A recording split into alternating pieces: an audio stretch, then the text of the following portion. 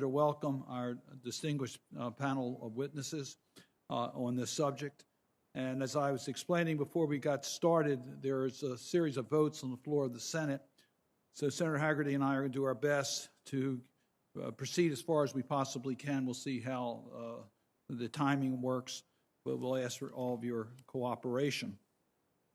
So today the subcommittee intends to continue its exploration of issues affecting the performance of the State Department, focusing on the necessary training and professional development to recruit and retain high-performing workforce. I want to thank the ranking member, Hagerty, for his support in developing this hearing and advancing the important work of this subcommittee. Senator Hagerty has repeatedly utilized his valuable experience as the former ambassador to Japan, giving us insight as to how diplomacy works and what areas need to improve in order for the United States to compete successfully in this ever-complex global environment. In addition to his diplomatic experience, Senator Hagerty brings private sector experience that is also critical in addressing these challenges. And as I pointed out before we started the hearing, he's a graduate from the training program. I understand his exact grades are kept as confidential, and we cannot do a release of that information. I was pleased to see Secretary of State Tony Blinken weigh in last week on the topic of today's hearing when he issued his 5 pillars for modernizing American diplomacy.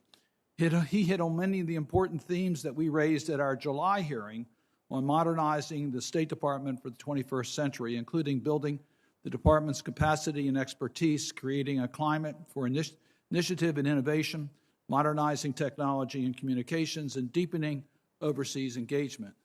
The most important pillar, he noted, which is central to today's discussion, is building and retaining a diverse, dynamic, and entrepreneurial workforce and empowering and equipping the State Department employees to succeed. I look forward to seeing a concrete plan for the rebuilding effort Mr. Blinken spoke about, which will require significantly increasing investments of time and resources in the development of the Department's greatest assets, its people. Many of the most serious international challenges the United States faces in 2021 will require the State Department personnel to take the lead, calling for improved and expanded training and professional development opportunities for foreign service and civil service personnel. The level of challenges the Department faces now around the world are almost unprecedented. The return of great power competition, the rise of authoritarianism, the collapse of Afghanistan, addressing climate change, conflicts, leading a global response to the pandemic, and most importantly, assisting American citizens around the world. In light of this, professional education and training must be top priority at the State Department, and we must strengthen the professionalism of our diplomats through a vastly expanded career-long program of education and training that focuses on the mastery of substantive foreign policy issues, diplomatic expertise, and leadership. There is also critical need for increased preparation of ambassadors and other senior leaders for their high-level positions beyond the minimal 3-week training they receive, known around the department as the Charm School, before representing the United States at home and overseas. The State Department must be seen as the lead agency in executing American foreign policy overseas, ensuring that each chief of missions role is clear, paramount, safeguarded, and unassailable. I support the President's proposal to increase the budget of the Department of State and USAID by 10%.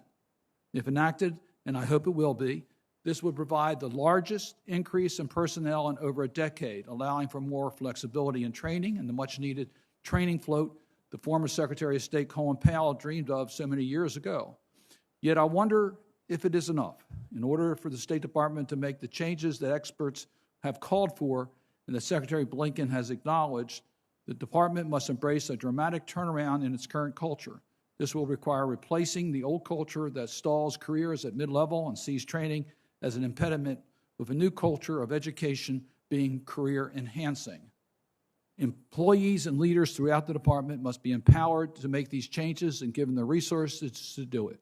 If handled correctly, we will see the State Department that has transformed its approach to diplomacy, once again positioning the United States as the leader in the international arena. And with that, let me turn over to my distinguished ranking member, Senator Hagerty. Thank you very much, Chairman Cardin. Thank you for convening this hearing, and thank you for your insightful and thoughtful remarks as we open up here.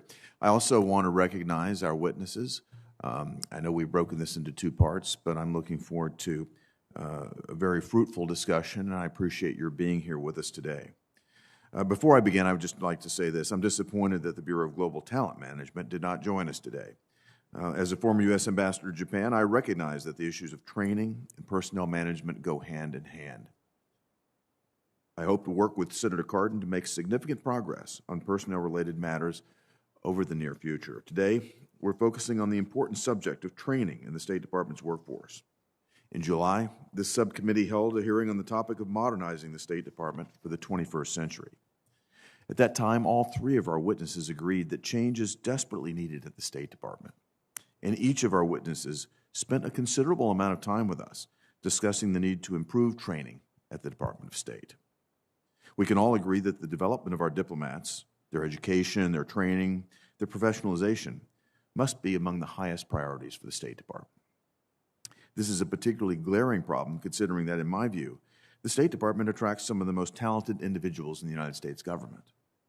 According to a study, people join the State Department on average with a graduate education and 11 years of work experience. Yet, the same study noted that State, and I quote, treats education as a prerequisite for hiring and not a continuing requirement to prepare personnel for their subsequent responsibilities. In essence, when diplomats come in the door, they're treated as though they have the knowledge and skill necessary for the profession, yet really what they depend on for the most part in terms of their leadership instruction is mentoring from senior diplomats. I think we can do better. As part of addressing the training deficiency at the State Department, Secretary Blinken specifically announced his intent to implement Secretary Powell's idea for a training float that Senator Cardin just mentioned. A set number of employees who are receiving professional training at any given time and structured in a manner that doesn't sacrifice the State Department's readiness. I think that the idea and principle is something I certainly support as well, but Congress should ask hard questions and hold the Department accountable on personnel and training-related issues. I raise the point because Congress has provided the Department with significant resources over the past 15 years, enough resources to establish a training float. Since 2007, the State Department has added a combined 3,500 Foreign Service and Civil Service employees. This amounts to approximately a 20% increase in the number of employees over that period of time. And certainly with a 20% increase in the number of Foreign and Civil Service employees, the Department could have faithfully implemented Secretary Powell's vision for a training float with 15% of that workforce dedicated to training at all times. Yet here we are in 2021, attempting to address that same issue. To echo Senator Cardin's statement earlier, I look forward to seeing a concrete plan on the issue from the State Department. We'll need to be bold in reimagining how the Department approaches training, recognizing that the Department must embrace a new culture, just as Chairman Cardin said. We must also incentivize and reward our diplomats to seek further education and professional development opportunities. And we must develop a cohesive program that identifies the skills our diplomats will need as their responsibilities escalate over the course of their careers. I look forward to hearing from our witnesses today about this subject and to hear their specific recommendations to improve training at the State Department. Thank you, Mr. Chairman. Thank you, Senator Hagerty. I very much appreciate your comments and your joint leadership of our effort to make the State Department as strong and responsive as we possibly can. As I indicated earlier, we have two panels today. For all the witnesses, your statements without objection will be made part of our record, and you will be able to proceed. We ask you to stay within approximately 5 minutes in your prepared remarks and leave time for questions. So it's my pleasure first to introduce in panel one, Ambassador Joan Polachek, a career member of the Senior Foreign Service, who's currently the Deputy Director of the Department of State's Foreign Service Institute. Ambassador Polachek's career has focused on the Middle East and North Africa, with assignments ranging from the U.S. Ambassador to Algeria, which I understand I was present during her confirmation hearing, to Director of the Office of Israel and Palestinian Affairs.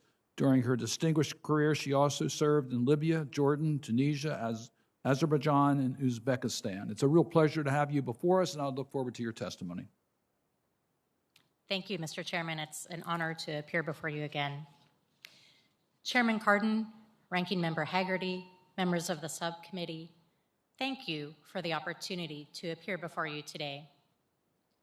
I've provided written testimony that outlines the full range of measures the Foreign Service Institute has taken to better prepare U.S. diplomats for the challenges of 21st century diplomacy. I ask that my written statement be also be submitted for the record and will highlight a few key areas. In his October 27th speech at the Foreign Service Institute, also known as FSI, Secretary Blinken outlined his vision to modernize American diplomacy, stressing the need to strengthen the Department of State's expertise in areas that are increasingly at the forefront of global affairs. He identified climate change, public health, cyber issues, and emerging technologies as areas of particular focus. Training, of course, must be at the center of our efforts. In support of the Secretary's initiative, FSI will launch a new cyber diplomacy tradecraft course that will cover U.S. national security, human rights, and economic imperatives. To enhance capacity to engage on climate change, sustainability, and emerging technologies, FSI is conducting needs assessments to identify training requirements. FSI also is conducting a needs assessment to strengthen commercial diplomacy training. Separately, we're developing a mid-level course that will strengthen the analytical, communication, and advocacy skills of foreign and civil service personnel. With strong support from Congress, the Department of State has invested heavily in recent years to improve what we train and how we train. We're completing construction of a new building at the National Foreign Affairs Training Center and are upgrading FSI's 3 main educational management systems.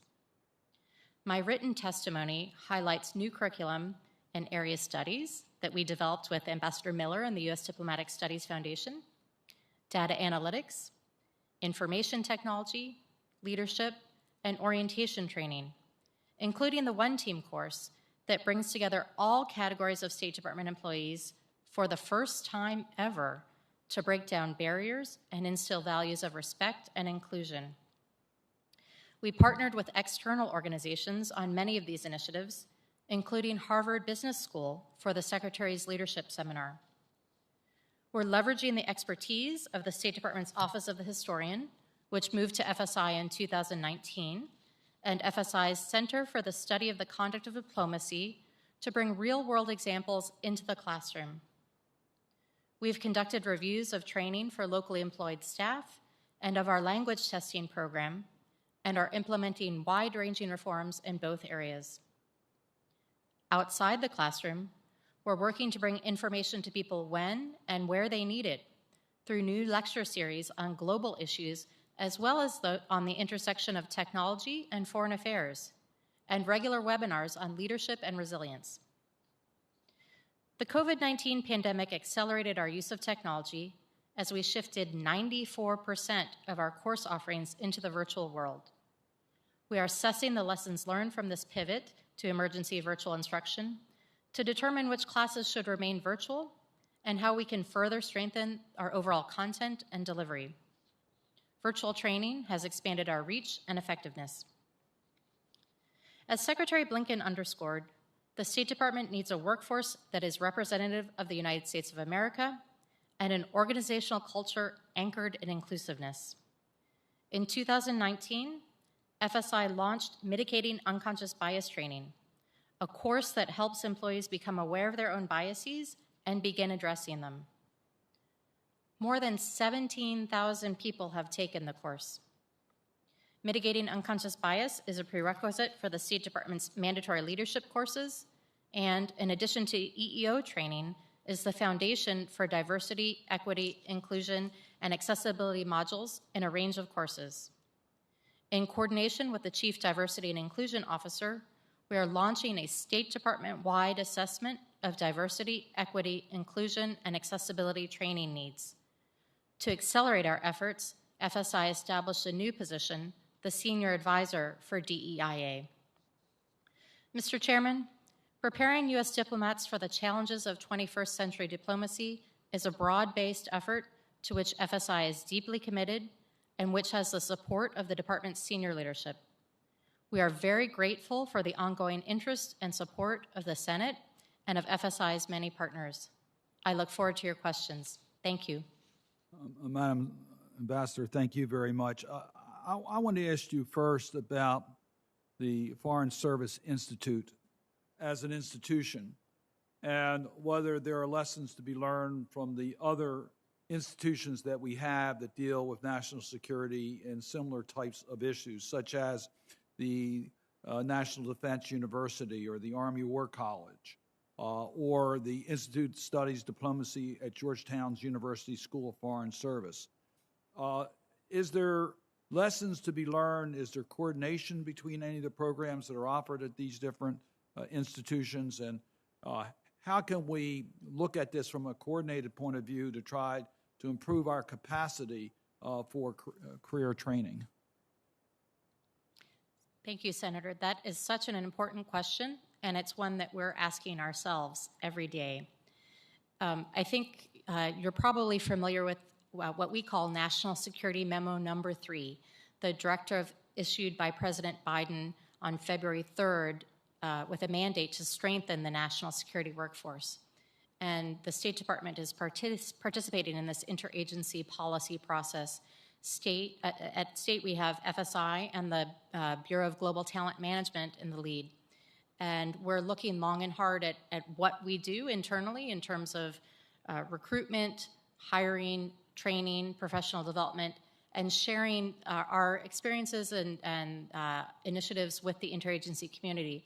As part of that process, President Biden directed the interagency to create a national security education consortium. And FSI has the lead on that for the State Department. And we've had some initial meetings chaired by the National Security Council. We're now in the process of working with our partners at the Department of Defense to figure out how best we can operationalize that vision from FSI's perspective, from the State Department's perspective. It would be extremely valuable to have a process whereby all of the national security agencies can catalog their strengths and their weaknesses. We've started under the leadership of the National Security Council to do that. And so once we identify those gaps, we can look at ways that we could partner with other agencies to share curriculum, to train the trainers, hopefully to make training more accessible across the interagency. We, of course, are constrained by the limits of U.S. law. And for example, FSI is required to charge tuition to other agencies for the trainings that we offer. And I think it's a vice versa arrangement. So there's a lot of thought going into this question now, and I can assure you, Mr. Chairman, that we're committed to working with our partners to do all that we can to strengthen training and professional development. If the interagency cost issues become an obstacle to further coordination and involvement and learning from each other, please let us know, because that's something obviously Congress could rectify. The bottom line cost is not going to be different. It's just a matter of an accounting. And if that's at all hampering the cross use of these facilities, we would want to know about that. So, as I understand it, you do not have a formal grading system at the Institute, although you do rank proficiencies in foreign language, which is one of the areas that we are deeply concerned about, our competency in other languages. I'm just curious as to how you determine how effective your programs are operating and how you evaluate for future promotions those who have benefited from the program if there's not a formal way of evaluating their progress. We actually do grade some of our classes. There are certain classes where people need to pass exams in order, for example, to receive a consular commission. They have to pass an exam at the end of the basic consular course. There are also certain courses for people in order to have a contracting officer's warrant, for example, to award contracts and oversee grants. And we've found, by the way, in this virtual world where we're doing training quite differently, that people are passing those exams at higher rates and with higher scores, which is fascinating. And our takeaway, we're of course still assessing the lessons learned, our takeaway is that this adoption of something that's more like university-style education, where people work on their own, reading, studying, group projects, and then come back together as a group, it's helpful. So that's just a minor data point. But how do we evaluate ourselves? We do it a lot. We do it every day. Beginning back in 2016, FSI adopted new policies and standards which reflect the best practices in adult education systems throughout the United States, universities, our partner government training institutions. And as part of these policies and standards, we began using something called the Kirkpatrick model evaluation. There are 4 stages to that, and 2 of them basically are the feedback from the students when they've been in the course.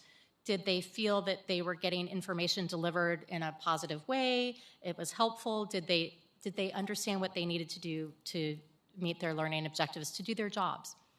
And then we have a follow-on stage of evaluation, phases 3 and 4, or levels 3 and 4, that's after people are out in the field. So let's say someone passed their consular course, and 6 months later they're working in Azerbaijan, one of my postings. And we'll reach back out and we'll ask them and we'll ask their supervisors, how did the training do in terms of preparing them to do their jobs? And all of our programs throughout the Foreign Service Institute are required to have an annual evaluation plan, and all of these 4 steps feed into that. So I'll ask one more question, and I'll yield to Senator Hagerty. And that deals with the expertise in different areas. President Biden recognized that corruption's a core national security interest.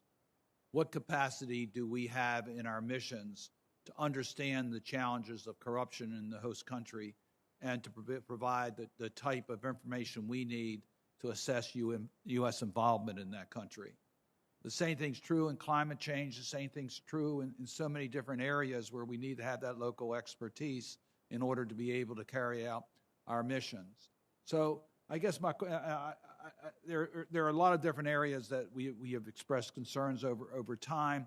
We've done trafficking in humans. It's been an area that we've been involved in where the local mission has a specific responsibility in our rating systems.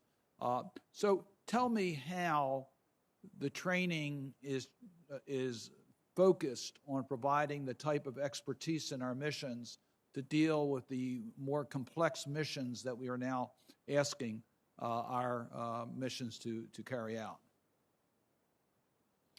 Thank you, Senator. And I know anti-corruption is a huge priority for you, and I recall in my confirmation hearing you asked me to affirm that I would work on it, and I'm pleased to report that I did during my tenure in Algeria. And we're getting very close to passing legislation that will set up a tier rating system. It's been both the House and Senate bills. We expect it may very well be included in the National Defense Authorization Act. So it's going to be, I think, a requirement, and you're going to need to have that capacity and mission. Well, thanks for the heads up on that. And I'm pleased to report that we do have anti-corruption training.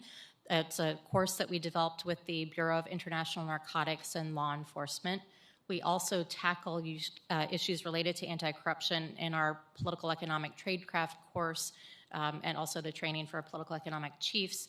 And with the Bureau of European Affairs over the last few years, we've done workshops, which are not formal FSI training, but they're a really good way to get information and skills to people in the field when they need it and where they need it. And we're shifting to more of that kind of a format in addition to FSI-hosted training.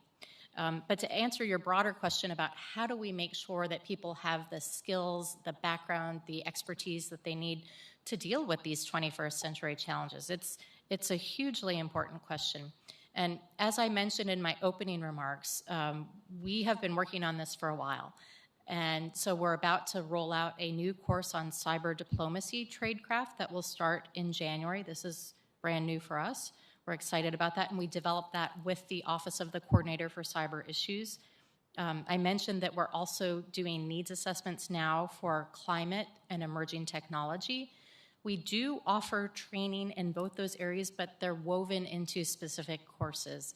And so we know that we need to do more. Our first step in accordance with our policies and standards is to talk to the policymakers in the State Department, talk to people out in the field. What do they need to know? We have to define the business need and then build the training around that. We also have a needs assessment underway right now of commercial diplomacy training, which is a huge priority in the foreign policy for the middle class.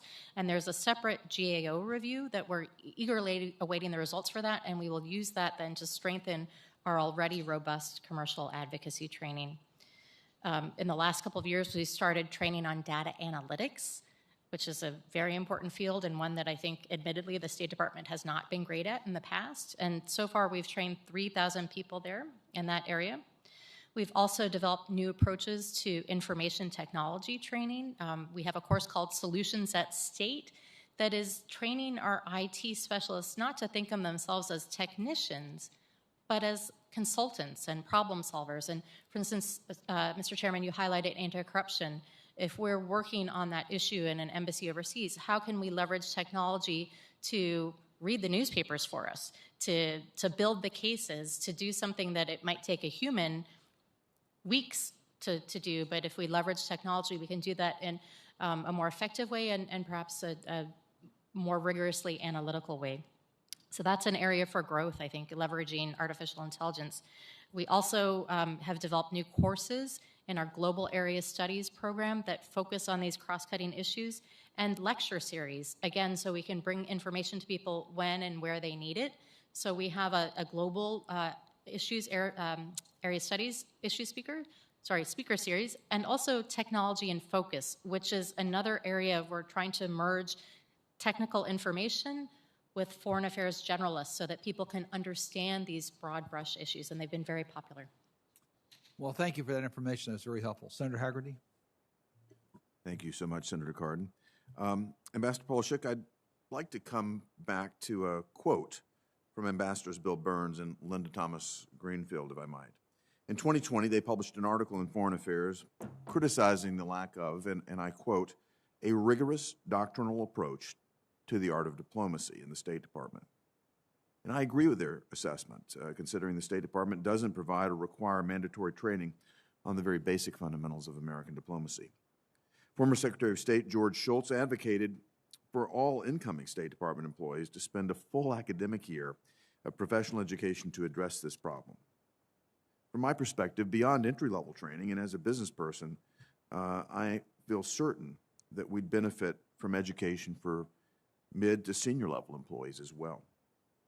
Ambassador, do you agree that the State Department should require all employees, both foreign and civil service, to receive a more rigorous doctrinal approach to the art of diplomacy, and that they do this through varied points as their career advances? Senator, I do agree. And this is something that I personally began working on almost 2 years ago when I joined the FSI team as the Dean of the School of Professional and Area Studies. Like you, I really deeply regretted the opportunities for more training between that entry level and the ambassadorial level. Mm-hmm. And we've been working hard to address that challenge. We have a new pilot course in the works, mid-level training. And again, using that business model where we've gone out to our customers, policy practitioners in the field, the heads of regional bureaus, to ask them, what do they see as the gaps in our mid-level workforce? And this is foreign service and civil service together, by the way. So we've identified strategic analysis, effective communication with a range of audiences, effective adaptation to various operating environments, and mentoring subordinates as key gaps. And so we're developing a week-long course that will address those gaps, and also interlocking modules in these, both the hard skills, negotiations, and also these areas, these new areas that people need to become familiar with, whether it's climate or emerging technologies, to build out a curriculum. We're really excited about it. We will launch the pilot next summer. And we're also talking with the Bureau of Global Talent Management about how we could operationalize this. And both of you highlighted the training float. And God rest Secretary Powell's soul. He left such an important legacy for the State Department in terms of his commitment, not just to training, but to the people of the department. And we hope, I mean, at FSI, we'd really hope to live up to that legacy and look at ways that we could create some meaningful professional development for that training float once we fully have it in place. And I think you're familiar with Secretary Blinken's request that we add 500 people in the coming year, including a first ever 100-person civil service training float. So this will come incrementally with time, and as we build out this pilot course and hopefully have support from the Senate and the House of Representatives to fund it, I think there's quite a lot of exciting work that we could do to build that capacity at the mid-level and beyond. Well, I appreciate the direction that you're articulating. I also note that it's not going to be easy. If you think about the operational aspects of this, just think about the housing component itself. It frustrated me to no end waiting on staff because we didn't have the overlapping housing capacity to deal with the fact that folks really did need to overlap, but we didn't have the housing capacity for them to do it. So I'm certain that that's part of the things, part of the aspect that you're focused on. I am also curious what sort of metrics or standards that you would use, what you would apply to know that you're being successful as you develop this curriculum. Well, we would use the same Kirkpatrick level of evaluations. So what we do is we look at the learning objectives that are set as part of the course development process and then see how we're meeting them. And again, it's feedback first from the students in the classroom, but then once people are out in the field, 6 months later, has this really enhanced their capacity to perform effectively? Mm-hmm. Let me turn to another area here quickly, if I might. And talk to you about what I perceive as a relative issue with the State Department versus other agencies that deal with national security. And I want to just share some statistics with you for a minute because I think it underscores the difference in terms of emphasis that the State Department puts on hard training versus language training. There's a great deal of emphasis, as you know, on language training. But according to U.S. Diplomatic Studies Foundation, the State Department provides only 6 weeks of non-residential, non-language training. By comparison, the CIA provides 6 months of residential non-language training. The FBI provides 20 weeks of residential non-language training. The DEA provides 20 weeks of residential non-language training. An Army officer spends 6 months in officer's training course in addition to basic training beyond language training. And the length of training, I think, likely reflects the priority that the organization places on the tenets of and the art of diplomacy or the activity in their department. In your view, do you see the discrepancy there? Do you have a sense that we have a lot of room to cover? Senator, it's a complicated comparison to make. And I would note that one thing that came very clear to me through our discussions with the interagency as we're working on this National Security Education Consortium is that every agency has a unique mandate and unique training needs associated with that mandate. But I would disagree with the information put forward by the U.S. Diplomatic Studies Foundation. Yes, our basic orientation course for a Foreign Service officer or a specialist is 6 weeks. But beyond that 6 weeks, there's a heck of a lot more. So to take my own case, which was admittedly quite some time ago, when I joined, I then went into training that was specific to my onward assignment, my first assignment. So I spent, I did the orientation class, I did 3 months of GSO training, 6 weeks of consular training, and then 4 weeks of top-up Russian. So I was actually at the Foreign Service Institute for almost a full year. It was 10 months before I went out to my first assignment. And that's actually quite typical. So the 6 months of general training that a U.S. Army officer gets is actually pretty comparable to what a U.S. Foreign Service officer will get before she or he deploys to the field. We also, something that I think is a challenge in our system is that we train to the specific assignment that's coming. So we don't have, for instance, an expectation that a U.S. diplomat must study negotiations. And I love to share this example. I had been in the business for 26 years when I first joined the State Department team, the FSI team, and I only learned then that we teach negotiations, which is pretty shocking.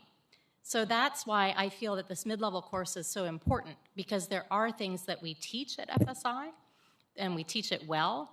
But because of the way that our personnel system is set up, our assignment system, so that you take training really only that's needed for a specific assignment, we miss out on some of those. And we hope to rectify this with the creation of the mid-level training course and the development of a training float. So we actually have the time and the space to allow people to train effectively, not just for the particular job, but for a career. Yeah, I will share this with you after the meeting, but I've got some statistics here titled the 5-Year Workforce Plan for fiscal years 2019 through 2023 for the State Department.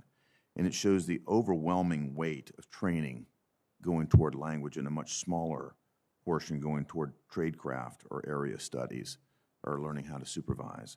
And again, back to the balance of training, I would just argue, again, as a business person, that those other components are terribly critical. I had the benefit of serving in a post that had a tough language, but I also felt that we suffered when the language requirements were erected so high that language proficiency became far more important to get to post than, for example, management proficiency. So I think striking a balance there will be critically important. Thank you. Senator, may I address that point? Certainly. Because I think I'd like to unpack it a little bit. And yes, when you look at the Foreign Service Institute's budget, the language school is the behemoth. But that's because the State Department has prioritized language training for a number of positions, and we look at that very carefully every 3 years. There's a triennial language review, and leadership from embassies overseas, the regional bureaus, make the decision about what level of language proficiency is needed. And having served most of my career in places where people don't speak English, I personally can attest that it's been incredibly valuable to be able to communicate with host government officials, civil society leaders, the general public in their own language.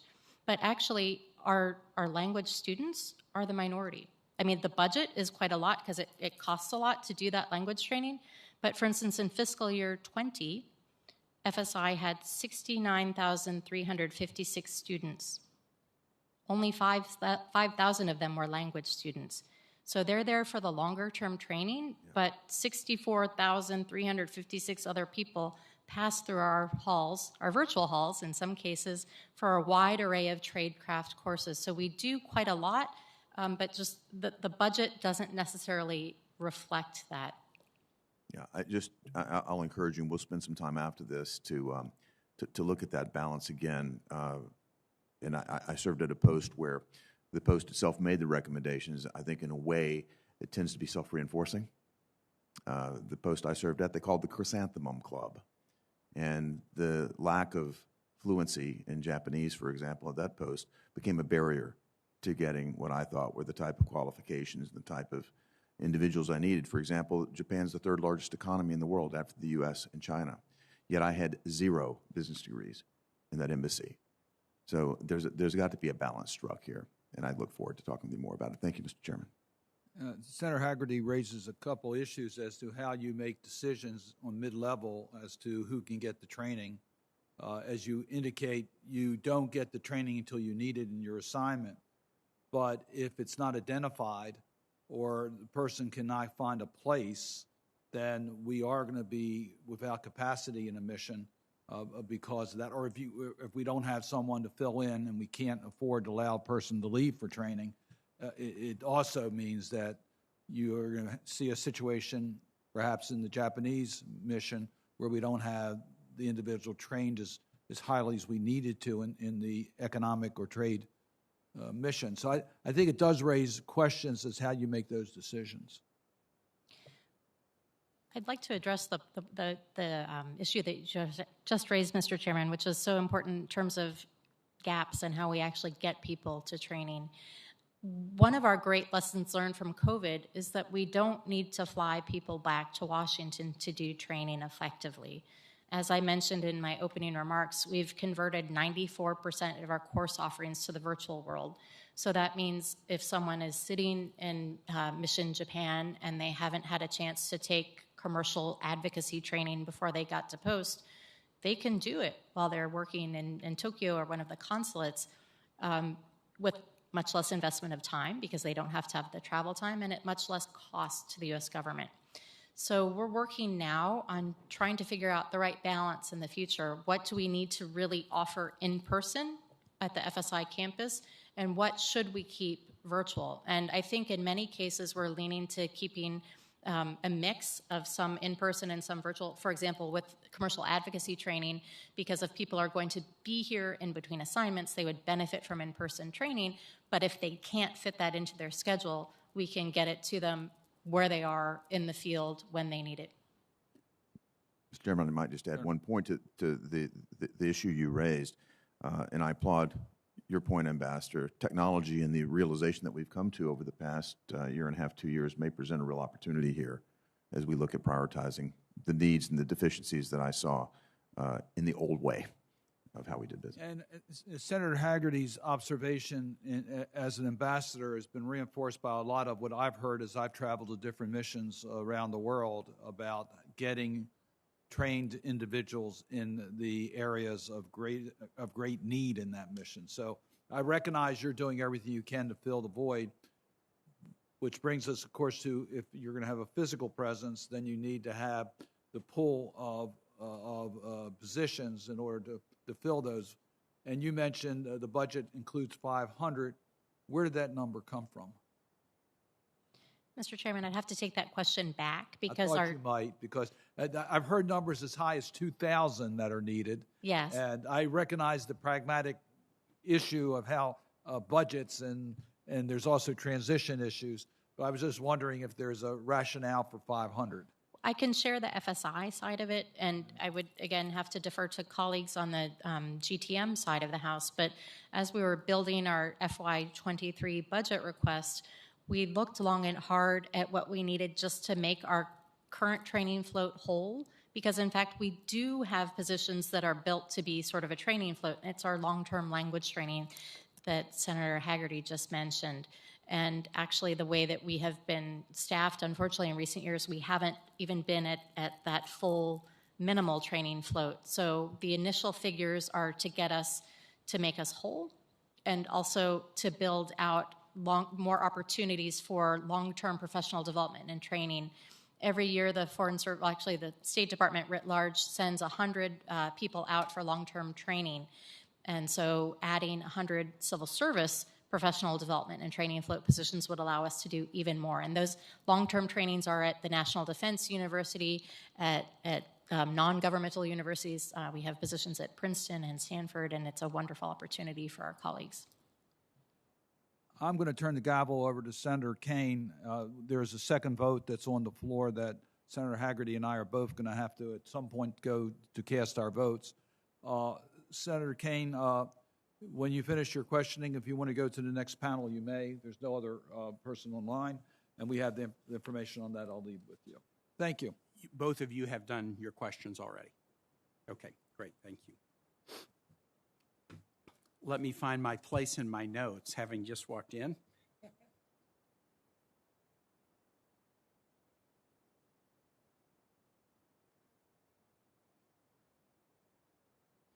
One of the things that I like doing as a member of the Foreign Relations Committee is when I travel to other countries, I usually ask to meet with first and second term FSOs without the ambassador present. It makes some of the ambassadors nervous, but I tell them this is not to ask them what they think about you.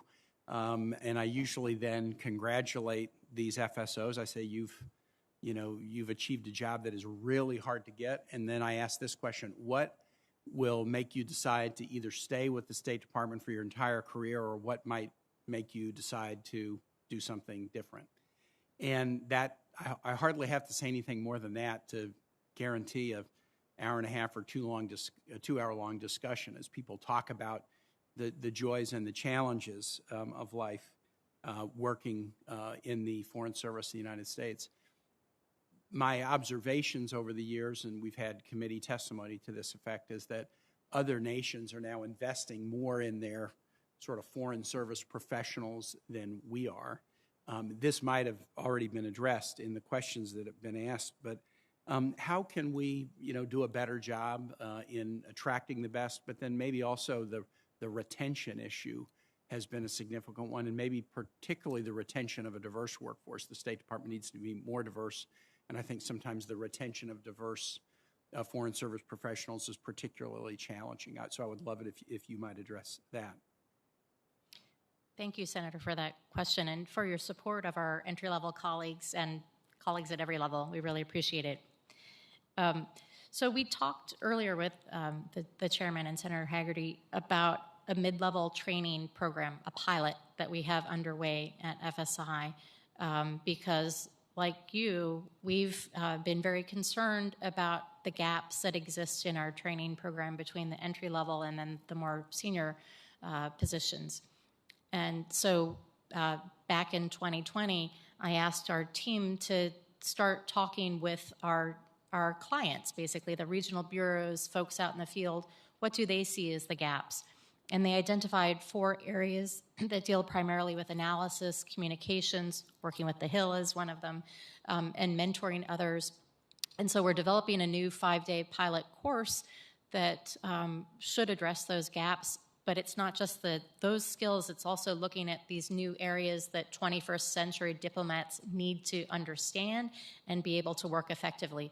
Climate change, emerging technology, multilateral institutions, et cetera.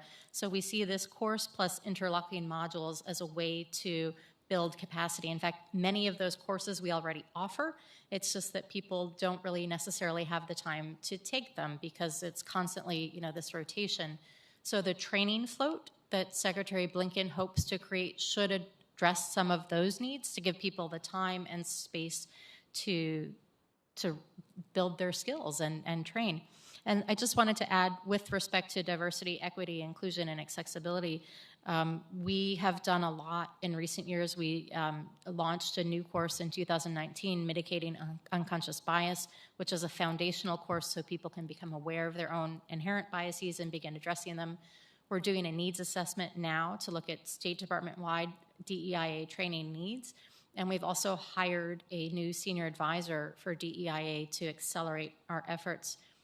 We're also building out our organizational development coaching program. That was a very strong ask from our State Department employee affinity groups so that they would feel more supported. And we also have a new mid-level leadership program, the Secretary's Leadership Seminar, that we launched with Harvard Business School, which is pretty cool. And we relied on a private philanthropist for support for that. But I heard when we had the graduation of the first cohort in September, I heard so many mid-level officers, both civil service and foreign service, say to me, I feel valued as a result of that course. And so I think looking at ways that we can support people with programs like that where they feel valued will be really important to stopping the attrition. Ambassador Polishek, let me ask you another question. And again, it may have been covered in the previous questions as I was voting. The Belfer Center talks about the study, and I know we'll hear more about this in panel 2, about the need to expand the size of our Foreign Service Corps by at least 2,000 positions, maybe as many as 380. My understanding is the FY22 budget does begin down that path with a proposal of nearly 500 in some of the areas you just mentioned, more expertise in China, Indo-Pacific, climate, global health, responding to some current concerns. Do you have an understanding about, is the 485, part of a 5-year plan to get to 2,000 or get to 1,500? What is your understanding about the kind of path that state and the administration may be intending to go in future years? Sorry, I turned myself off. I'll take that question back for our colleagues in the Global Talent Management Bureau, but I was involved in the discussions as we were building out the 22 and 23 budget, and our idea is, as you said, to do this incrementally, because we first need to make ourselves whole in terms of filling our existing training float, because we're not even there now, and then building in more. And having civil service colleagues as part of that is really important, because the way our civil service corps is structured right now, they don't have the same flexibility and ability to go in and out for, let's say, a year-long detail on the Hill as a professional development opportunity. Thank you. I have no further questions, Ambassador Polishek. I'm very happy to have you here, and I would be very happy now to welcome our next 2 witnesses.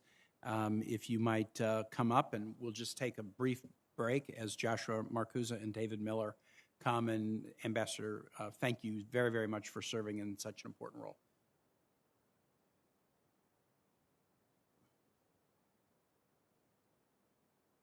And just as the panel is shifting and we're bringing up panel 2, sometimes we just omit to explain to the public. So I have 2 panels. 3 people can sit at the table, and this is designed as a hearing on this very important topic, the State Department workforce for the 21st century. The first panel is a little bit not necessarily the party line, but what is the State Department's thought, and the ambassador is a current member of the State Department Professional Foreign Service. That's panel 1. Panel 2 are experts who care very deeply about this. They're not part of the current State Department. They've had experience in State Department issues, but they offer not an administration or State Department position, but their own position given their expertise. And it's helpful to the committee to hear both from inside the administration, but outside experts as well. And that's why we've set the panel up in this way. Let's see, so I have my panel members. Go ahead and have a seat, if you will. And as you do, I will introduce you, and it may be by the time I finish the introductions and then you finish your testimony, both Senators Cardin and Hagerty will return. Josh Marcusa. Josh is the head of strategy and innovation for global public sector at Google Cloud. He previously served as executive director for the Defense Innovation Board, which is a group focused on bringing technological and organizational innovation and business practices of Silicon Valley to the Department of Defense. He was the information advisor to the CTO, Chief Technology Officer at the Department of Defense, and also held roles in the Office of the Secretary of Defense for Policy, Personnel Readiness, and Chief Management Officer. He's also worked at Center for Strategic and International Studies, Booz Allen Hamilton, and connected to the Council on Foreign Relations. So Joshua, thank you for being here today. And then our second witness on panel 2 is Ambassador David Miller, partner and founding investor of Torch Hill Capital, LLC, a private equity firm. In private sector, he has worked for a decade in international positions at Westinghouse. Ambassador Miller was the special assistant to the president for national security affairs on the National Security Council staff at the White House from January 1989 until December 1990. He was the U.S. ambassador to Tanzania from 1981 and 84, and to Zimbabwe from 1984 to 1986. Following a year in Vietnam working on projects primarily for ARPA, he was selected as a White House Fellow in 1968 and 69, and he's had extensive experience working both in and out of government. He's a member of the Council of Foreign Relations and also the District of Columbia Bar. If I could ask each of you to testify, try to keep your testimony to 5 minutes. Mr. Marcusa, I'll begin with you, and then Ambassador Miller.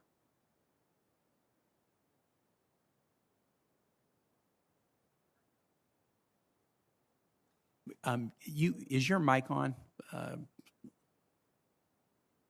No, it's not. And wonder if we've... Is that better? That's much better. Senator Kaine, Chairman Cardin, Ranking Member Hagerty, and distinguished members of the subcommittee, thank you for the invitation to testify today.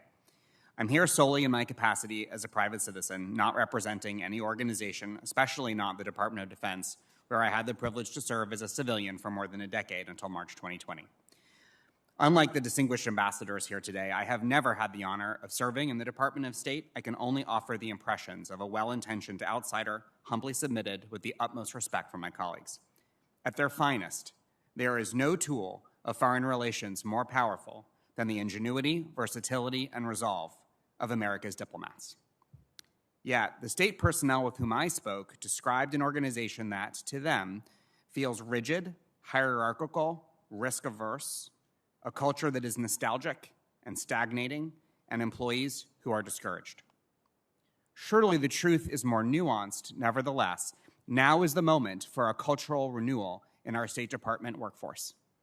To usher in this renewal, I suggest 3 observations. First, modernizing training alone is inadequate. A holistic approach is needed to foster an organizational cultural fit for the 21st century. FSI should be commended for its substantial efforts to modernize training, but we must ask ourselves, how might all State Department leaders intentionally construct a learning culture, one where people are encouraged to experiment, to innovate, and to adapt. Second, we need a new paradigm of diplomacy, necessitating a relook at curriculum for an increasingly digital world and new generations of the workforce. Third, the delivery mechanisms for training will require overhaul rather than incremental improvements. The dominant modes of professional development have changed radically in the commercial world and academia. There are more ways than ever to deliver rich, multimedia, interactive content to a globally distributed user base. Based on these observations, I suggest 7 recommendations. First, the Deputy Secretary of State for Management and Resources should establish a State Department Chief Learning Officer, a senior leader with a small team dedicated to promoting a learning culture. Next, the State Department should create a network of designated individuals at every bureau and embassy to be responsible for learning and training. USAID's Bureau of Policy Planning and Learning offers an example to follow. Their Continuous Learning and Adaptation Initiative should probably be expanded statewide. Second, the State Department should aggressively pursue diverse outside perspectives. DoD benefited from the establishment of a robust Defense Innovation Board in 2016, which enjoyed bipartisan support from Obama and Trump administrations.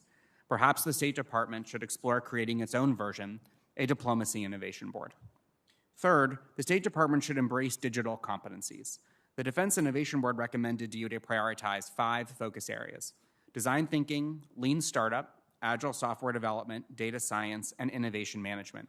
Subsequent reports emphasized machine learning and artificial intelligence. State should increase its collaboration and training with providers outside of government, where much of that needed resources and expertise are concentrated. Fourth, the State Department should support homegrown innovation efforts.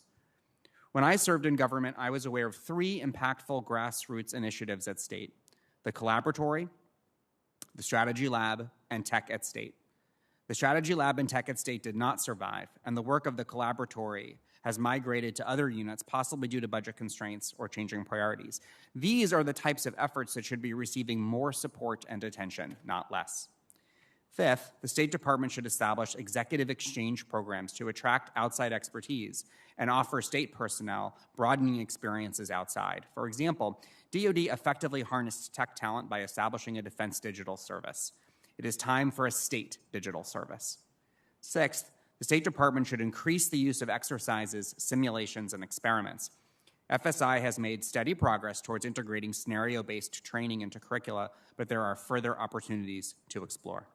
As an interim measure, more State Department staff should be invited to participate in DoD exercises. Seventh, the State Department must embrace a learning paradigm that makes emerging technology a priority, not an afterthought, in reimagining training and education. This will require significant resources, so sustained bipartisan congressional leadership is needed. This view is broadly consistent with the recommendations put forth by Representative Young Kim in her amendment. In the near future, FSI must exist equally in the virtual world and the physical world.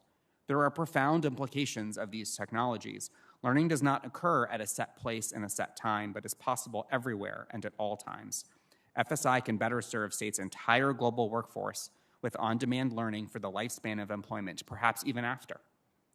In conclusion, we need to preserve what the State Department has done right over the last century to train generations of inspirational leaders to represent our values and our interests abroad. But at the same time, we must boldly experiment with new concepts and practices that will innovate the diplomatic mission. Chairman Cardin, Ranking Member Hagerty, Member Kane, and members of the subcommittee, thank you for giving me the opportunity to provide my perspective today. I look forward to your questions. Well, thank you very much for your testimony. We'll now go to Ambassador Miller. Thank you, Mr. Chairman. Is your mic on? Now? You're on. Yep. Thank you, Mr. Chairman, Ranking Member Hagerty, Senator Kane. I join Josh and I think many of us in saying thank you so much for having this hearing on State Department education and training. It is a desperately important subject that almost always ends up at the back of the line. And you guys taking the time today, when there's actually a lot going on in the Congress at this very moment, I think is just outstanding. So thank you very much. I have testified a number of times on this subject, and I will use my favorite sentence again. I have never seen an institution work so hard to select people and do so little to train them once they're on board.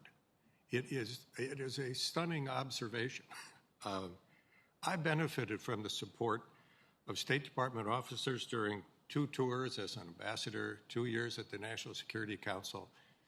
I offer recommendations and some criticism from a deep appreciation for the Foreign Service and the State Department. They are fine people.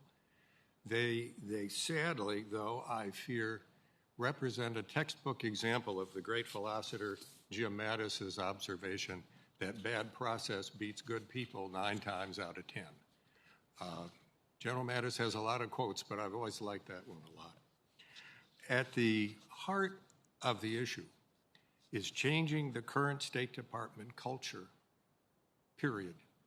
That is a tough assignment. The State Department does not incentivize or reward officers for spending time in training.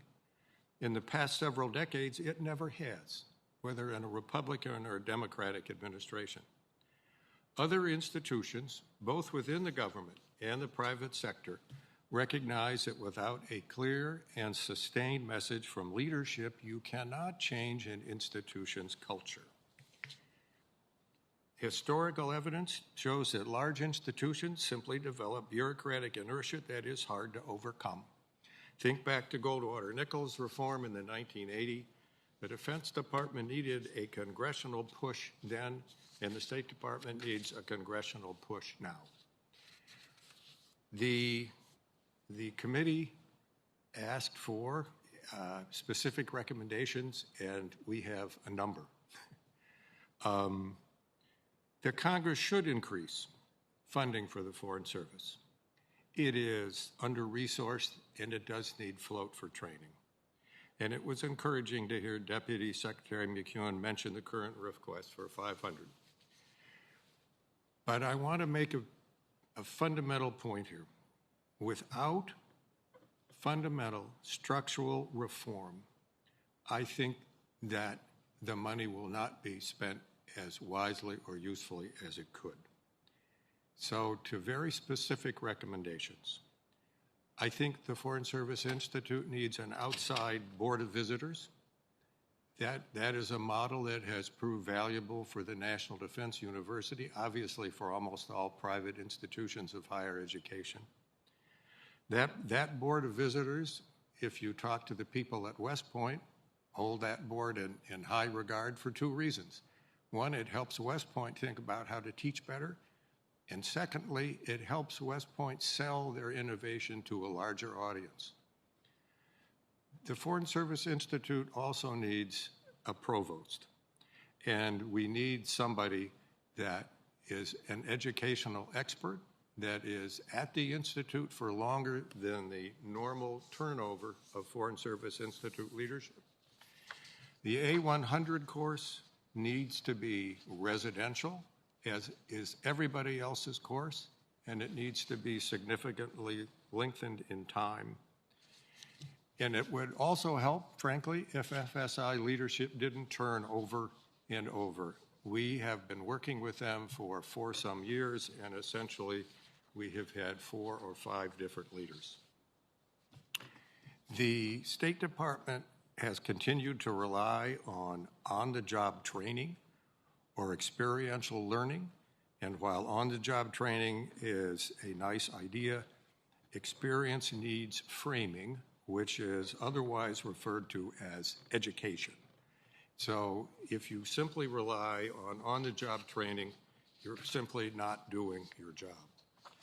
And finally, on the issue of diversity, mid-career training, we believe, is absolutely critical for the retention of minority officers.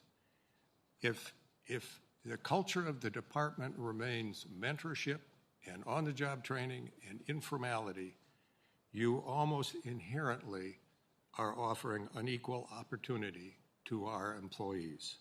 So if we want to address the exit of mid-level officers, of minorities, I think the mid-level career course becomes absolutely critical. With that, I'll end my comments, but I want to say again, thank you so much for doing this. Well, thank you for your testimony. I want to make a comment that is meant to be taken lightheartedly, so don't take it personally. It would have been much more effective if you would have used the Naval Academy as the example rather than West Point, with the chairman coming from representing the state of Maryland and being on the Board of Visitors of the Naval Academy. But with that in mind, Sir, I'm engaged in a game right now at the University of Maryland in College Park, which we call our Diplomatic Power for Peace game. So I am steeped in the ARLIS lab, to the START program, to the ICONS modeling. I wanted my son to be in the Navy, but he's an airborne artillery officer at the moment. He likes staying on the ground. well, God bless your son. We appreciate all to serve our nation, and we're all together except when Army plays Navy and football. We're all together. Yeah, that seems to be a continuing gap. So noted. Senator Kane, would you like to start? I'd be glad to, and thanks. This is a very important hearing, and there's some aspects of your testimonies that I find very interesting. So, Mr. Marcuso, Josh, I'm going to start with you. Just to repeat, in your interviews with state personnel from page 2, quote, fewer of them seem to believe state's best days are ahead of them. Many describe an organization that to them feels rigid, hierarchical, parochial, and risk-averse, a culture that is nostalgic and stagnating, leaders who are anxious, employees who are disengaged. And then when you get to your observations or premises, the first one is modernizing training alone is inadequate. You can't just fix training without going in and fixing culture, and that seems to be a common observation between both of you. It's interesting, when I have the meetings, I think you might have been here when I was asking questions of Ambassador Polishek. If I meet with first and second term FSOs without the ambassador and present, and I ask what will determine whether you'll stay or whether you go, you know, I don't know what I was expecting to hear, but a theme that I hear is sort of a rigidity theme, and it's less about training. It's a little more, I have to go through the most intense security vetting possible to get this job. And then if I want to order 5, pencils for my, to be at my desk at the embassy, wherever I'm situated, I have to fill out things in triplicate because they're worried that I may steal them or something. And so, you vet me in an intense way, but then you still micromanage me in ways that suggest that you don't trust the results of your own vetting. But those comments are just indicative of a broader rigidity. So do we have a culture that rewards innovation and risk-taking and you have an assigned role, but you also can and should creatively freelance a little bit to grow the role and bring good ideas to the table. And so I guess I'd like to ask you, Mr. Marcuso, separate and apart from the recruiting and training, what are things that we can do that would encourage more the risk-taking, creativity skills that our professionals have in pretty high degree?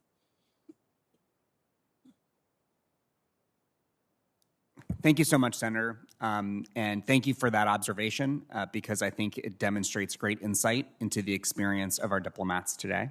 And I get the sense that the people you were talking to were very candid with you in those conversations and that you understand what we're up against with this. I thought it was really, really important that Senator Hagerty talked about training people to become supervisors and the importance of that. And the common thread that I'd love to draw here is that all the studies from business schools show that people don't leave companies, they leave bosses. When there's someone at work who believes in you, who trusts you, who supports you, who you believe is invested in your growth, then you feel great loyalty not only to that individual, but to that entire institution. And when you don't have that kind of leadership, it builds into that frustration. And what it really comes down to is, do employees feel like they're trusted? Do they feel like their boss has their back? And the term for this is psychological safety. And psychological safety is the precursor of innovation and creativity and critical thinking, and crucially, of dissent. And that is really what we need in order to have a culture of innovation and a culture of learning at the State Department and really anywhere in our government. And so I think that one of the things I would love to see the Foreign Service Institute and the State Department do a lot more of is take the art and science and trade craft of people leadership and elevate it to the highest purpose of our training and education. Because if you take language and you take the subject matter of area studies and you take all of the other things aside, what will determine whether our diplomacy is effective or not is how we lead our people. And leadership is not just hierarchical and top-down. We are leading our peers and managing up to our bosses, and we are leading as individual contributors as well as managers at all time. And there's no more fitting tribute to Secretary Powell than to say that leadership should be our highest goal and our highest purpose. And I think that there are many observations you've heard today about teaching leadership at the Department of Defense. It is by no means perfect by any stretch of the imagination, but it is something that the department takes very seriously. And I think that that is an important observation about learning culture, sir. Thank you. Mr. Chair, I have one more question, but I'm glad to wait until you each ask questions, or would you like me to answer it now, ask it now? Oh, why don't we go to Senator Haggerty and then Right. we'll come back. Senator Haggerty? Thank you. And I want to just note that your question was indeed very insightful, Senator Kane. I think it shows a great deal of appreciation and understanding for the challenge here. So thank you for calling that to our attention. I'm going to come back to Mr. Marcus and continue this discussion. I'm very interested to hear about your experience and your insights during your time serving the Defense Innovation Board. And we recognize that there are many institutional challenges that are related to the United States military. However, it appears that the military approaches the issue of training and education very seriously and dedicates significant resources and attention to that issue. And it's not a coincidence that some of our senior military leaders, such as General David Petraeus, General H.R. McMaster, have earned their PhDs while they were serving in the military. So, Mr. Marcus, in your view, what are the major factors that led the U.S. military to prioritize training and professional education? And how are our soldiers incentivized and rewarded for pursuing further training and professional education? And then take us to what we can learn from that as you think about the opportunity with the State Department. Thank you so much for that question and for those observations. And one of the things that we've observed about General McMaster is that in all the conversations that we were in DoD about innovation and dissent and creativity, everyone would always point to the one general that wrote the book Dereliction of Duty, and he said, "Well, we have creativity in the Department of Defense. We have Mavericks. Look, we have the one general, General McMaster." And he would be the first to tell you if he were here, and I believe I believe General Petraeus would as well, that they had to buck the trend to pursue their PhDs. I have a colleague who now is a brilliant professor at the Air Force Academy who is told that she should absolutely not pursue a PhD because she would never fly again. We actually have research from the Office of Economic and Manpower Analysis at West Point, which shows that your promotion potential, I believe, is diminished by 40% if you pursue a PhD. So the truth is that the people that have gone on to do exactly the laudable behavior that you described had to buck the process that one of my personal heroes, Secretary Mattis, referred to here, which is that the process does not reward or support this behavior. What I do think we have seen is that it is an expectation of everyone in the military to spend a substantial proportion of their time in training, a much larger proportion of their time than at the State Department. But the cultural barriers at State and at DoD are nearly identical. If you look at the training that we do offer in DoD, it is not training in innovation. It is not training, for the most part, in these digital areas that I highlighted. DoD is also facing many of the same challenges that the State Department's facing. I applaud that they gave themselves a bit of a head start in the last 5 years. But what's really interesting about the kinds of training and education that I think we're discussing in this dialogue right now is that much of it that occurred in DoD was grassroots. I'll give you an example. A bunch of Marines created their own Center for Adaptive Warfighting. They just made it themselves. They got the training online. They're autodidact. Maybe they were able to get a little bit of training dollars here and there, but we had to fight very hard to get even small amounts of training for money for these kinds of things. So one of the things you got to encourage you to unpack and to excavate and to push the State Department and DoD are all leaders on is, they say that we're training people in data science. But we really need to understand what that means exactly and precisely, because offering this kinds of training doesn't necessarily mean that they're learning the right curriculum or that it's being done in the right way. Well, my optimism may have been misplaced, but the two gentlemen I mentioned are ones I know personally, and I'd noticed that they had been able to achieve that. It turns out to be miraculous accomplishment. I would say it would be even more so were it to have happened in the Department of State. If I were to find optimism, though, it's that the State Department is smaller. Perhaps we can be more agile, and we have a dedicated chairman and ranking member here that would like to see change happen. So we want to support that and move in a positive direction. I appreciate your help there. Mr. Chairman, I have another question for Ambassador Miller, but I'll come back to that after you've had an opportunity to go. Thank you. Everybody's being so polite up here, I'm telling you. I'm going to ask one question, and I'll turn it back to Senator Kaine. And that is, you've indicated, I think everyone recognizes that resources are needed, but resources are not the sole problem that we have here. There's a cultural problem within the State Department.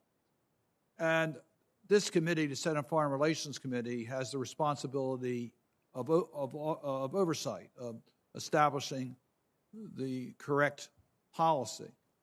The appropriators will provide the dollars. And a lot of times in doing that, they'll put certain legislative language in with the consent of the Foreign Relations Committee to try to direct the funds in a more constructive environment. The better way would be for us to pass in reauthorization language dealing with what our structural changes that we would like to see at the State Department as it relates to this subject. You've mentioned a couple specific issues on a Board of Visitors or provost, but I'm just interested as to whether you could see some other statutory directions that you think would be helpful in order for us to address the historic challenges that we've had within the State Department on promotions, on the availability of training, the scope of training, et cetera, if there's ways in which we could be more constructive in our authorization. Ambassador Miller? Yes. I think that the fundamental cultural change is the link of education and training to promotion. That is the key to success as you look at the CIA's rebuilding of its training facility and basically the agency saying you will not get promoted unless you take these courses. The FBI and DEA offered incentives, i.e. if you want to become an ASAC someplace or a SAC, you have to take these courses. If you look at that simple achievement at State, there has to be a linkage between leadership and management and training and promotion, which is, I think, the key thing. I am also very, very concerned about the lack of training for ambassadors. It is, in my mind, somewhat absurd that we send out individuals with remarkable authority from the president, and we give them 3 weeks of training. If you're in the private equity business, that would be one of these things you'd say, really? Either change the letter or train the player. And I think that's something that you have to look at as a fundamental cultural change. If, in particular, our special forces are rotating back into main theater operations, and our State Department is going to become the tip of the spear around the world in many cases where we're in a soft power confrontation with the Chinese, and yet we have not faced into the fact that we seriously need to consider the training that we give the people that lead our missions. Let me ask one additional question, and that deals with the training float. You've heard the comments that we need to have additional personnel so that we can fill with competent help while training is going on. The administration's budget includes 500. If either one of you have a view first as to the gap we have on the training float and the need for us to have additional personnel in order to make this easier for training, and secondly, is 500 a reasonable number, or do you have a view on that? Who wants to volunteer to go first? I think I want to volunteer one of Josh's heroes, I'm willing to bet, and that is General Odierno, in the middle of an awful ops tempo mess, said, we're not going to stop education and training. That sent a huge signal through the military that education and training was absolutely critical. I would like to comment a bit on the float thing. Everybody needs float. Everybody wants more float. Everybody wants more employees. In my opinion, I think that the State Department needs to look at the available float today. 500 entry-level people are not going to solve the issue of Deputy Assistant Secretary competence. If we want to start increased training and you have 150 DASs or whatever, there's part of my private sector soul that says, surely some of those people could be available for training now and meet the Senate and the House halfway. Of course, we need more people for training. We have more jobs to do overseas. But the float has to be found also in existing senior officers right now who need more management and leadership training. Thank you. Mr. Marcuse, do you want to add to that? Absolutely. I completely support the expansion of resources and staffing at the State Department, but I do worry that this training float is being used as an excuse. The truth is that all of the new paradigms of training do not necessarily fall into the same constraints and strictures that the training float assumes. The performance of FSI during COVID that we heard from the ambassador is really impressive. If it's true that they've moved 94% of their training to virtual and that some of the performance, at least in the core training in other areas, have improved, and they can do it from anywhere, then they should continue adapting. They're on the right track. They're iterating. They should keep iterating past the constraint of the training float. When I had the privilege of building a professional development program inside OSD policy, there was not a training float. Everything was done by going to the managers and saying, I'm going to improve the performance of your people. I'm going to increase their employee engagement. If you believe that what we're doing is a valuable use of their time, let me have some of their time. And they said yes. I think the training float is really important for solving certain kinds of crunches when you do need it to be residential and you are dealing with a very complex assignment system, and I appreciate that. But there's so much opportunity to do meaningful educational experiences that could be done in spite of the float. And I would encourage them to just keep up the momentum that we heard earlier today and do even more of it and do more experimentation. Thank you. Thank you both. Senator Kaine. Thank you. When I have these conversations that I mentioned with my first and second term FSOs, another issue that comes up that is very connected to retention, it's not training per se, but it's very connected to retention, are issues about family. I'll never forget being in Egypt once and doing an FSO meeting, and one of the second tours said, I've got to duck out. I have a Friday night Skype date with my husband, who was also a State Department person in Turkey. So they would, put on nice clothes and with a glass of wine in front of them have a Skype date. The model of who was an ambassador, who was an FSO from days gone by might have been, a white male, and maybe the family would accompany unless it was in a place of danger, and otherwise the family might not accompany. But now it's so often the case that our FSOs, have partners who are professionals, maybe professionals within the State Department family or professionals in other ways.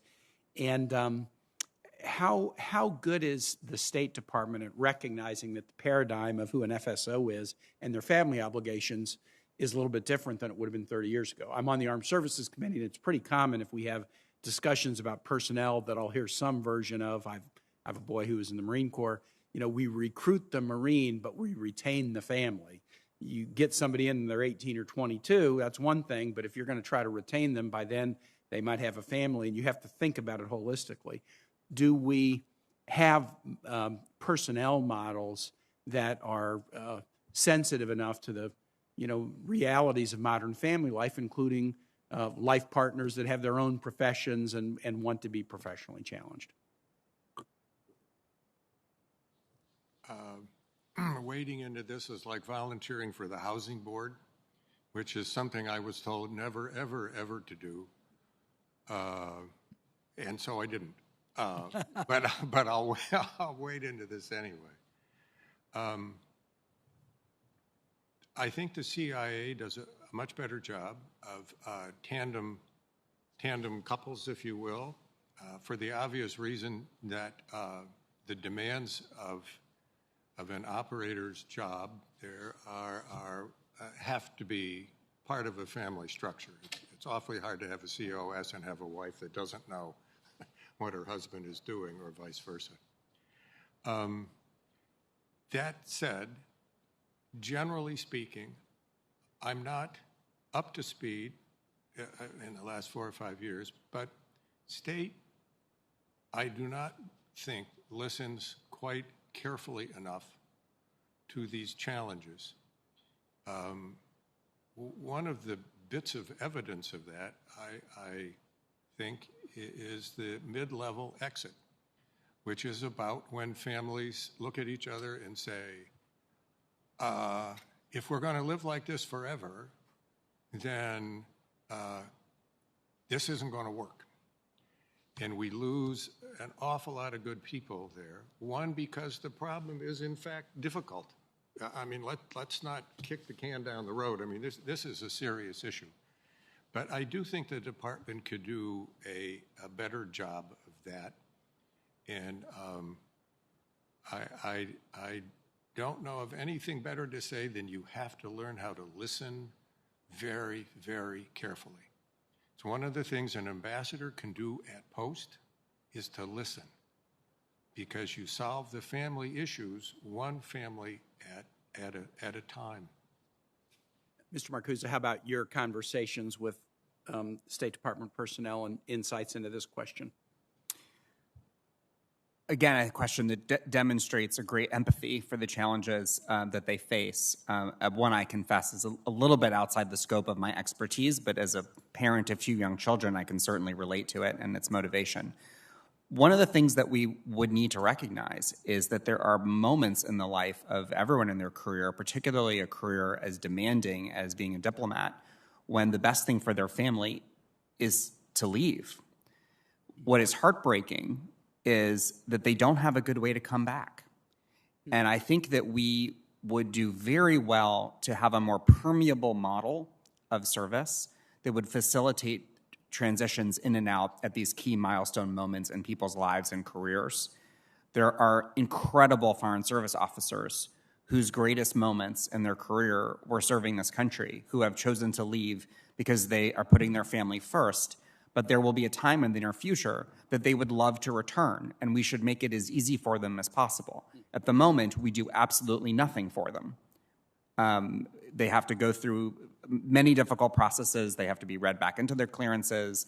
There's things we could do for them financially and professionally that would recognize their time, whether they took time away to work in industry or to pursue further degrees or to take care of their families or just to slow down from the pace of being abroad. We could do a lot with human capital if we were more creative about thinking about sabbaticals, intermissions, temporary detours, and resuming. And that would also address the issue that you raised of making sure that our Foreign Service officers can also take care of their families.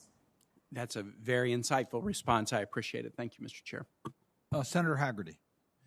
I'd like to just come back to the notion of float that you raised for a moment, Mr. Chairman, and touch on something that To use a business term is similar, related, it's capacity utilization.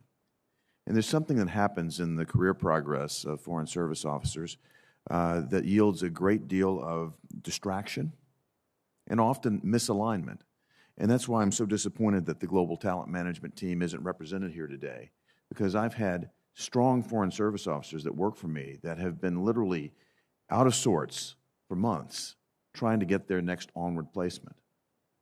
And what comes home to me is an email that I received early this morning from a Foreign Service officer, a very capable Foreign Service officer that worked for me. He's been 2 years trying to get to the right job, and he wrote me to tell me finally he's found a position that matches his skill set.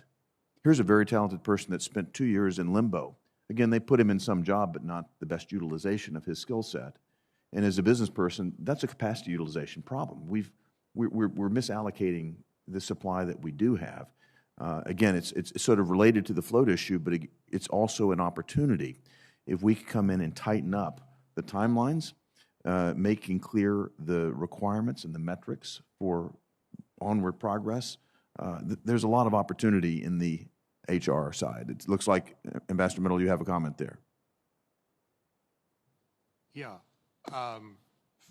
Fundamentally, if you looked at the department objectively, if you caught Josh and said, why don't you take a look at the department for 30 days?